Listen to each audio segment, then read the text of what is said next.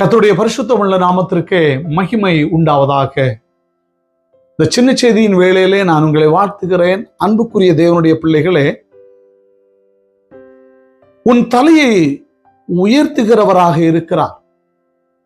அப்பனாகிய இயேசு கிறிஸ்து நம்மை அவர் எப்போதும் உயர்த்த வாஞ்சிக்கிறார். சங்கீதம் 3:3 ஆனாலும் கர்த்தாவே, நீர் என் கேடகமும் என் மகிமையும் என் தலையை உயர்த்துகிறவருமாய் இருக்கிறீர் என்று சங்கீதக்காரன் தாவீது சொல்லுகிறார். தாவீது தன்னுடைய குடும்பத்தினரே அவனை வெளியே சொல்ல முடியாத அளவிற்கு அவன் ஆட்டு மந்தைகளுக்கு இடையே நிற்கிற ஒரு மனிதனாக இருந்ததினால் குடும்ப மக்கள் அவனை காணவில்லை, உலக மக்கள் அவனை காணவில்லை. ஆண்டவராகிய இயேசு கிறிஸ்து கர்த்தராகிய தேவன் அவனை கண்டார், அவனை அழைத்தார், அபிஷேகப்படுத்தினார், பயன்படுத்தினார்.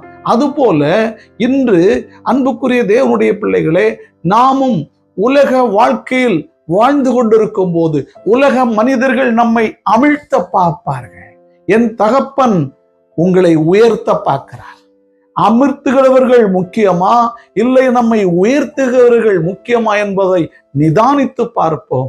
நாம் யாரை சார்ந்திருக்கிறோம் என்பதை நாம் நன்கு யோசித்து, ஆண்டவரே, தாவீதின் தலையை உயர்த்தினது போல என்னையும் உயர்த்துக்கம்பா என்று கேட்டு இந்த நாள் அவருடைய பாதத்தில் என் தலையை உயர்த்துவேன் என்று சொன்ன அப்பனாகிய இயேசு கிறிஸ்து என்று உங்கள் தலையை உயர்த்தி உங்களை ஆசீர்வதிக்க சித்தம் கொள்ளுகிறார் என்று சொல்லி உங்களை வாழ்த்தி ஆசீர்வதிக்கிறேன்.